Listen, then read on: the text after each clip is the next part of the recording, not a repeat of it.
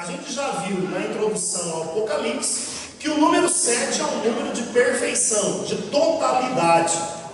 Se a mensagem ela é dada para 7 igrejas, isso significa que essa mensagem, a mensagem do Apocalipse, é para todos os cristãos. Essa mensagem para 7 igrejas, ela é para mim e é para você. É o que significa que a mensagem é para 7 igrejas. Então olha lá, na literatura joanina esse número tem o significado de totalidade. Assim se deveria entender que o autor está enviando a sua mensagem a todas as igrejas.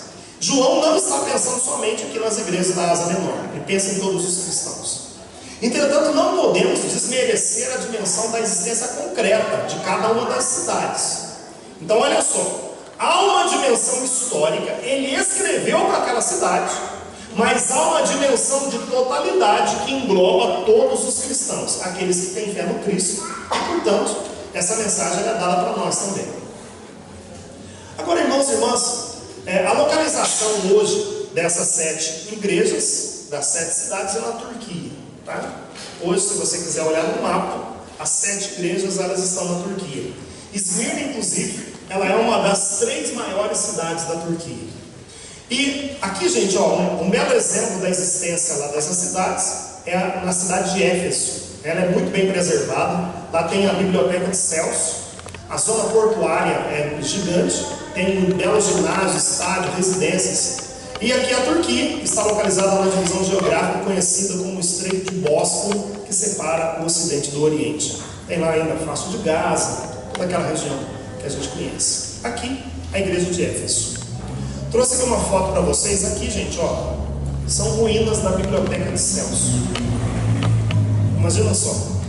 Havia 2 grandes bibliotecas naquele período. A primeira ficava lá na Grécia. Era a Biblioteca de Alexandria.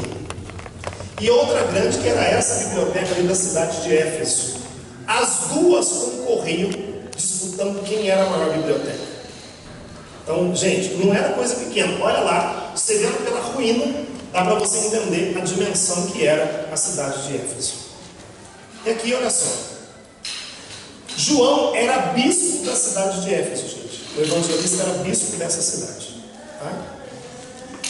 Éfeso era a maior cidade comercial da costa oeste da Ásia Menor. Era importante centro de comércio, intenso tráfego marítimo e rodoviário da região. Ela foi uma próspera cidade com circulação de população, comércio e riquezas. Em 1 depois de Cristo, ela era considerada a 4ª maior cidade do Império Romano. Então, olha só, 4ª maior cidade do Império Romano. Os romanos transformaram a cidade de Éfeso em um centro administrativo da província da Ásia. Ela possuía um procônsul romano e outros oficiais das legiões que conduziam os negócios da cidade. Éfeso tinha santuários religiosos de destaque no mundo naquele período, como um deles. Lá haviam 2 templos, gente. O templo da deusa Artemis e o templo do deus Apolo. Apolo, deus da guerra; Artemis, a deusa da fecundidade. Às vezes a gente pensa que o mundo hoje está pior que antes. O culto à deusa Artemis, como ela é a deusa da fecundidade, era culto sexual, minha gente. Todas as tardes desciam as sacerdotisas de Artemis, elas desciam para o templo, e ali havia orgias com 1000 sacerdotisas, todos os dias. Então você imagina a promiscuidade, né, que havia dentro daquela região. Então, minha gente, aqui olha só, para a gente entender um pouco a dimensão daquilo que Deus fala para a cidade de Éfeso. Lembra da ferramenta? Então olha lá a ordem para escrever. Ao anjo da igreja de Éfeso, escreve. Então, a ordem para João escrever. A descrição de quem é que está enviando a mensagem. Assim diz aquele que segura as 7 estrelas na mão direita, que anda no meio dos 7 candelabros de ouro. Isso está no capítulo 2, versículo 1. Eu vou ler. Ao anjo da igreja de Éfeso escreve: eis aquele que segura na mão as 7 estrelas, na sua mão direita, e anda pelo meio dos 7 candelabros. Nós já sabemos a interpretação disso. Os 7 candelabros são o quê? As 7 igrejas. Um candelabro faz o quê? Faz o quê, gente? Ele traz luz. Candelabro é de velas, então o candelabro ilumina. A Aqui então a palavra está dizendo que a igreja ilumina a sociedade. Nós trazemos a luz de Cristo no meio de uma sociedade que está em trevas. E uma outra situação, a Bíblia diz: aquele que segura os 7 anjos na sua mão direita. Isso significa, irmãos e irmãs, que os líderes da igreja estão em que lugar? Estão em que lugar? Nas mãos de Cristo, minha gente. Fala aí para o irmão que está do seu lado, porque ele é um líder da comunidade, ele é líder da renovação carismática. Diga assim: você está seguro nas mãos direitas de Jesus.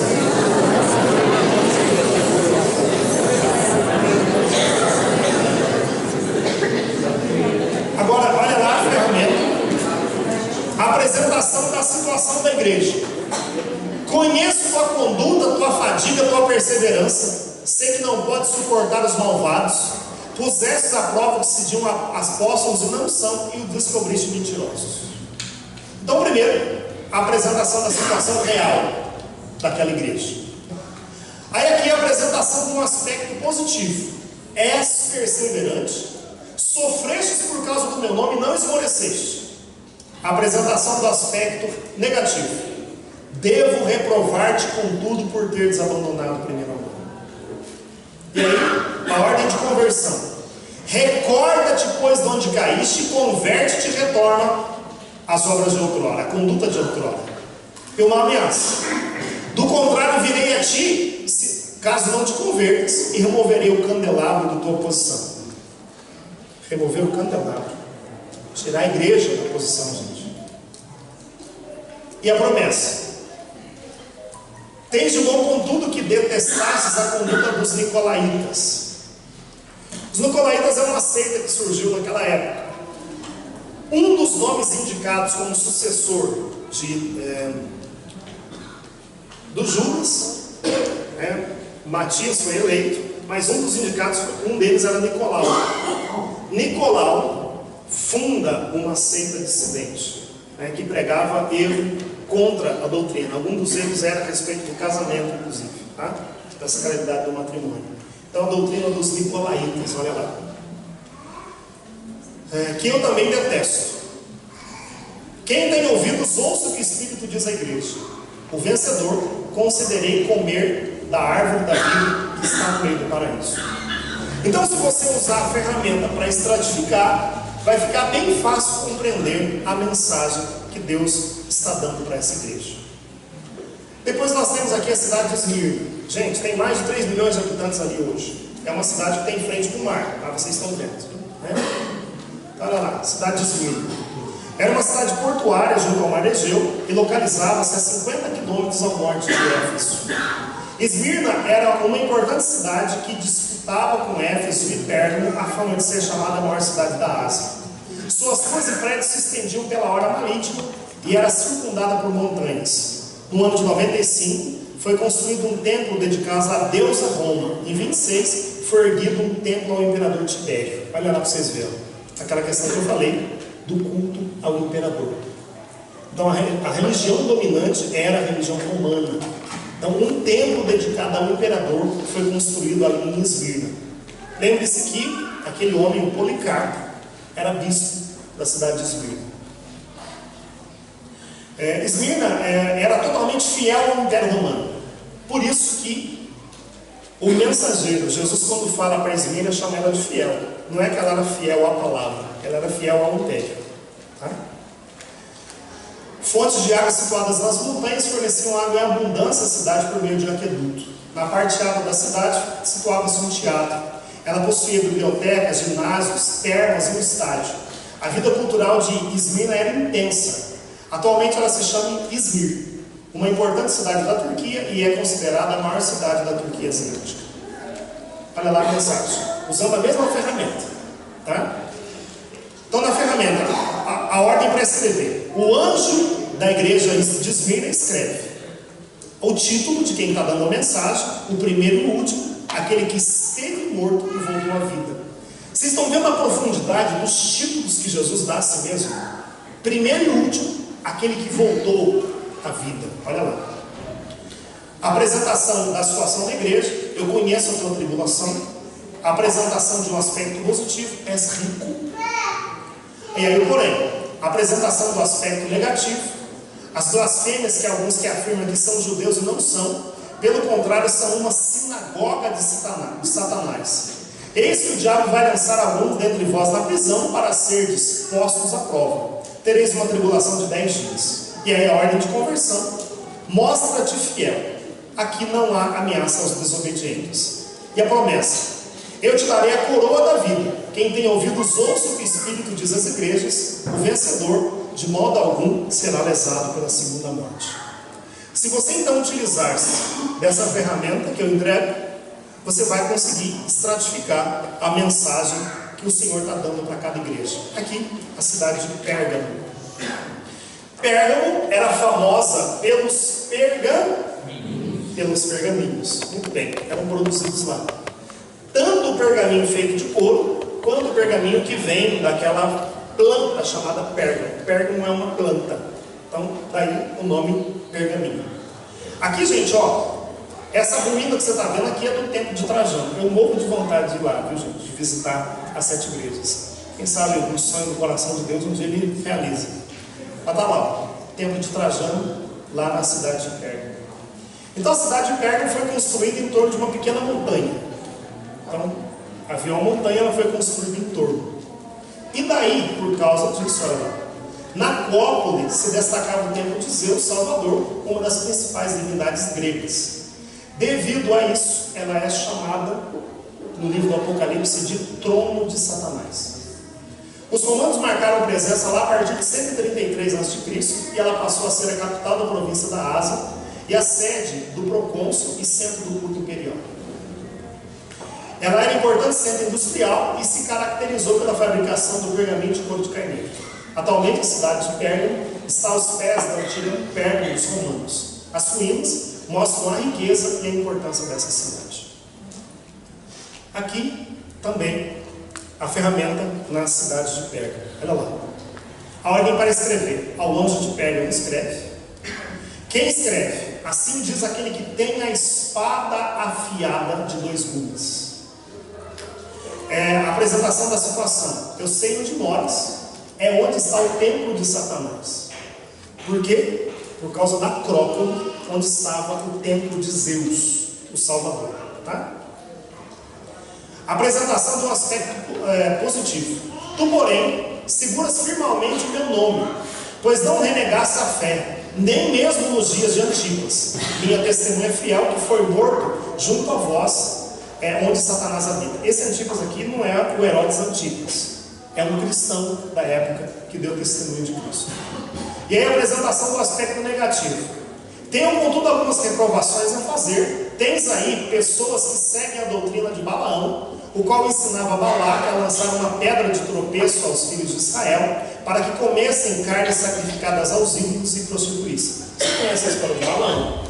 Aquele profeta que foi chamado para amaldiçoar o povo. Ele não amaldiçoou, não tem como amaldiçoar o que Deus abençoa, disse Balaão. Mas o Balaque, que era o mestre dele, ensinava doutrinas erradas. Então é uma referência que Jesus está fazendo com aquele que prostitui a doutrina verdadeira, ensinando doutrinas erradas. A ordem de conversão: converte-te, pois, e ameaça. Do contrário, virei a ti logo para combatê-los com a espada da minha boca. É interessante. O livro do Apocalipse traz uma imagem que a gente não percebe muito de Jesus. A imagem de Jesus guerreiro mesmo. Ele vai combater com uma espada afiada. Ele é aquele que está sentado num cavalo branco. É aquele que tem escrito na sua coxa: Rei dos Reis e Senhor dos Senhores. É uma visão diferente da que nós temos de Jesus. Aí, a promessa: quem tem ouvidos, ouça o que o Espírito diz às igrejas. Ao vencedor darei do maná escondido, e darei também uma pedrinha branca, uma pedrinha na qual está escrito um nome novo que ninguém conhece, exceto aquele que o recebe. Então, aqui fica fácil da gente compreender o que cada igreja, que Jesus está dizendo a cada igreja. Aqui Tiatira é uma cidade pequena. Aqui tem algumas ruínas aqui, para que a gente veja. Está em Apocalipse 2, 18 a 28. A cidade pequena e sem grande importância no que diz respeito à estrutura administrativa do Império Romano. Ela estava localizada no caminho entre Pérgamo e Sardes. Era um pequeno centro industrial de confecção de tecidos. Ela lá possuía uma corporação de tecelões, tintureiros, alfaiates e curtidores. Lídia, da comunidade de Filipos, era uma dessas comerciantes. Quando você lê o livro dos Atos dos Apóstolos, vai aparecer o nome de Lídia, uma mulher que ajudou Paulo ali na comunidade. Então Lídia era tecelã da igreja de Tiatira. Atualmente no mesmo lugar existe uma cidade de regular proporções chamada Aquisar. Tá? Aqui, Sardes. Olha a beleza desse lugar, né, gente? Olha a beleza, né? É uma ruína, né? Mas você imagina essa construção no auge da cidade. Então, olha lá. Durante o 7º século, a Sardes foi uma importante cidade e era a capital da Lídia. Era uma cidade muito rica, pois foi encontrado ouro no rio próximo dela, e os reis que vieram foram considerados pela sua riqueza. Lá ficava a famosa Estrada Real, que era o caminho entre Sardes e a cidade do leste. Nos tempos do Novo Testamento, Sardes fazia parte da província romana da Ásia. Aqui, Filadélfia. Aqui, gente, ó, ficava a igreja de São João. Filadélfia é conhecida como sendo a igreja que vivia muito bem a comunhão fraterna, o amor dos irmãos. Por isso aqui é a igreja de João, tá? Olha lá. Filadélfia fica num belíssimo vale aos pés da cadeia de montanhas. Nessa parte do vale localiza-se a antiga cidade de Filadélfia, fundada pelos reis de Pérgamo, como um posto avançado do seu reino. Isso aconteceu antes da era cristã. A cidade era atravessada por uma importante estrada que ligava Pérgamo ao norte com Laodiceia ao sul. No período do Novo Testamento, Filadélfia fazia parte da província da Ásia. Atualmente, a antiga Filadélfia do Novo Testamento está ocupada pelo vilarejo de Alazeia. E aqui, finalmente, a cidade de Laodiceia, a última das 7 igrejas. Gente, aqui você vê uma estrada de como é que era, ruínas de um templo. E aqui, ó, esse lugar aqui, ó, é de onde vinham as famosas águas quentes da cidade de Laodiceia. É um lugar muito visitado. O que você está vendo aqui, ó, é uma piscina, gente. É um lugar vulcânico que tem água termal. Então aqui, ó, quem estava lá no ginásio Polo Esportivo, quando eu fiz a pregação sobre esse Estou a Porta e Bate, eu usei a referência de Laodiceia. Ela é rica em sais. Isso aqui que vocês estão vendo são sais, dos quais eram feitos os colírios de lá da cidade de Laodiceia. Esse lugar aqui, ó, é muito visitado. As pessoas ficam nessas piscinas aqui, ó, tomando banho das águas termais. É lindo lá. É só um recorte de uma foto. Se você procurar na internet, você vai ver a beleza. Gente, é uma cascata inteira de água termal, com essa brancura aqui por causa dos sais que tinham lá na cidade. Laodiceia está localizada no importante cruzamento das estradas do Vale da Ásia Menor. A cidade está situada na montanha, junto às fontes termais de água quentes que davam para um vale fértil. Na época romana, a cidade era um importante centro de administração e comércio, e paulatinamente a cidade foi abandonada, restando algumas ruínas e locais onde ficam as fontes termais. Atualmente existe uma moderna cidadezinha chamada Densi, que se expandiu em torno das fontes de água. Nas cercanias existem importantes fontes de águas termais do local chamado Pumacai. O nome daquele lugar que você viu lá, que eu falei que é a cascata de água termal, é isso aqui, ó. Pumacai. Depois você joga no Google que você vai ver dá para ter a visão de como é que é a dimensão das águas termais que tem ali na cidade de Laodiceia. Essa cidade, gente, eu trouxe algumas informações a mais, até por causa disso aqui, né? Ela foi fundada por Antíoco Teos. Aqui o anti de contra e Teos, Deus, contra Deus. Era o nome desse general aqui que era descendente de Alexandre o Grande. O nome original dela era Dióscoro, cidade de Deus. E ela é mudada para Laodiceia. Laos significa povo e de Caio julgamento. Então olha só, o nome dela era cidade de Deus, e quando Antíoco conquista a cidade, o nome muda para a cidade do povo que julga. Lá se produzia lã de ovelha negra, né, para a produção de lindos tecidos. Por exemplo, aqui na nossa região, se a gente for falar de uma cidade que é referência em moda, vocês lembram do quê? O Juruá é moda íntima. Bem, se a gente for falar de cidade de referência de moda, o que é?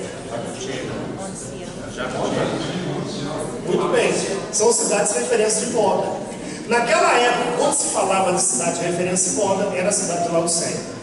Os tecidos que lá se produziam eram maravilhosos, né? Por causa dessa lã. Lá se tornou um grande centro bancário. A cidade se tornou muito rica e se tornou um centro bancário da região. Aqui, gente, ó. Então, um pouco da mensagem para as 7 igrejas.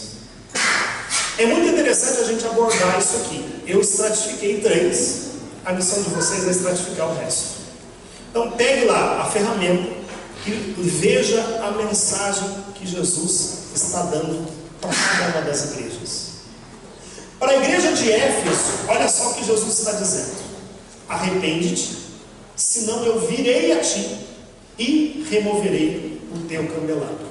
O que eu queria que vocês observassem? Em que tempo que está esse verbo aqui?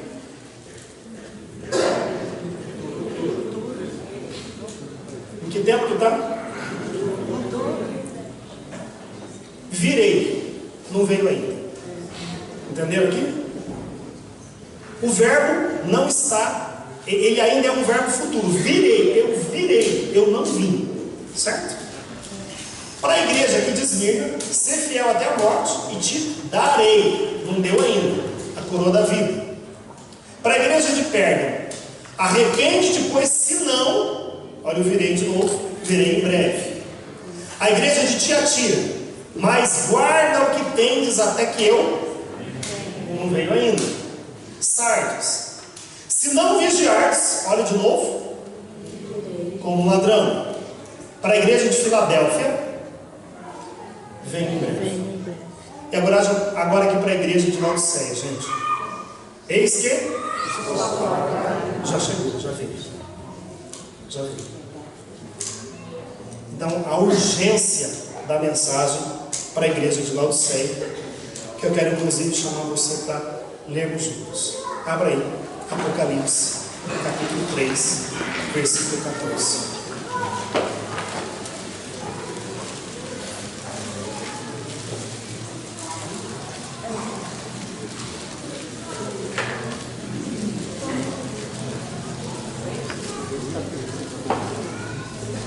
Ao anjo da igreja de Laodiceia, escreve.